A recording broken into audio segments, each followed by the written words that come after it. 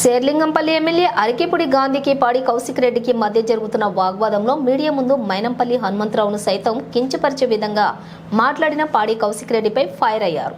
మైనంపల్లి అనుచరులు కాంగ్రెస్ పార్టీ నాయకులు కొలన అమర్నాథరెడ్డి తెలంగాణ ఉద్యమం సమయంలో విదేశాలలో చదువుకుంటున్న మేము అన్ని వదిలి రాష్ట్ర సాధన కోసం కేటీఆర్ కోసం ఎంతో కష్టపడి పనిచేశామని టీఆర్ఎస్ గెలుపులో ప్రధాన పాత్రలు పోషించామన్నారు అమర్నాథరెడ్డి.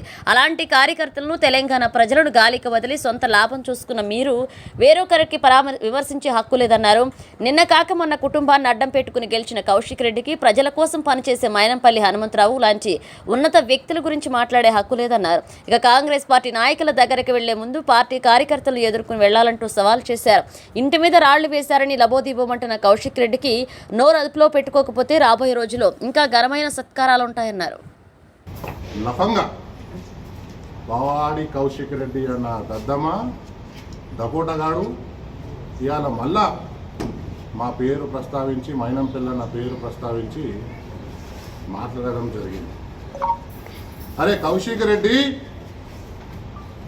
నువ్వు రాసుకో, ఇవాళ కాసుకో. నువ్వు ఎన్నో సంవత్సరాల నుంచి రాజకీయాలు ఉన్న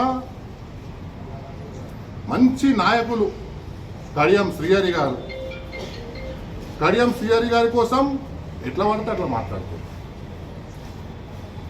హైదరాబాద్లో ఎన్నో సంవత్సరాల నుంచి ఒక నియోజకవర్గానికి ఎమ్మెల్యే ఉన్న దానం నాగేందర్ గారు, తన కోసం నువ్వు ఎట్లా పడితే అట్లా మాట్లాడుతావు.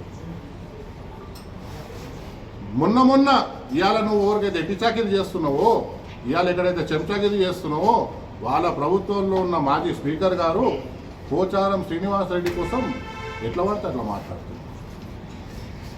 మళ్ళా ఇవాళ మా పేరు మరి ముఖ్యంగా మైనంపల్లి అన్న పేరు ప్రస్తావించి ఏదో అల్వాళ్ళ తిట్టేనట 50,000 ఏం మాట్లాడుతున్నారా? హైదరాబాద్ ప్రజలు మీ దొడ్డుముగోడు మాజీ ముఖ్యమంత్రి గారు వారు చేసిన కథలకి మోసపోయిరు. మీకు నిజంగా నిజాయితీ ఉంటే మీ పార్టీ ఎమ్మెల్యేలు ఉన్నారు హైదరాబాద్లో అని కాలర్ ఎగరేస్తున్నారు కదా సన్నాసి, ఇవాళ మీ పార్టీ ఎమ్మెల్యేలను రాజీనామా చేయమని చెప్పు. రాజీనామా చేసిన తర్వాత ఇవాళ గెలవరా చూసుకుందాం, ప్రజలు నిర్ణయిస్తారు. ఏం మాట్లాడుతున్నారా భయ్? నువ్వు 4 కోట్ల రూపాయలు ప్రజలకు హైకోర్టులో ఉద్యోగాలు పెట్టిస్తా అని చెప్పిన విషయం వాస్తవం కాదా? దొంగ మోసాలకి మోసగాలిరా నువ్వు. మహిళా లోకంని నిన్న చీరలు గాజులు చూపించి కించపరిచినావు.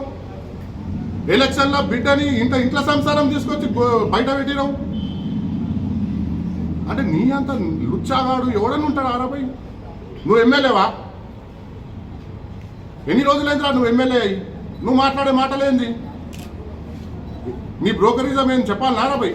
ఏడ బ్రోకరిజం చేస్తావు, ఏడ కోవర్ట్ పనులు చేస్తావు. నేను ఇవాళ మరీ ముఖ్యంగా ఒక విషయం పోలీస్ అధికారులను రిక్వెస్ట్ చేస్తున్నా. స్పెషల్లీ ఈ ఫోన్ ట్యాపింగ్ కేసులో విచారణ చేసే అధికారులను నేను రిక్వెస్ట్ చేస్తున్నా.